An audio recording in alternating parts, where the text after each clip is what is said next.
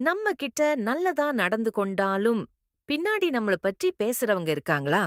நல்லவன் ஆகுறதுக்கு மேல புறம் பேசாதவன் ஆகுறது. இன்னும் பெரிய பண்பு தெரியுமா? இன்று நாம் பார்க்கும் குறள் 181.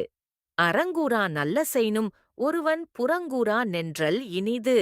திருவள்ளுவர் விளக்கம்: ஒருவன் அறத்தைப் பற்றி பேசாமலே இருந்தாலும் பரவாயில்லை.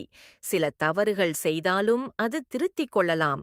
ஆனா, பிறர் குறித்து பின்னாலே பேசாத மனம் இருந்தால் அதுவே அவனுக்கு பெரிய நன்மை. புறங்கூறாமை என்பது மனிதனின் உயர்ந்த குணம்.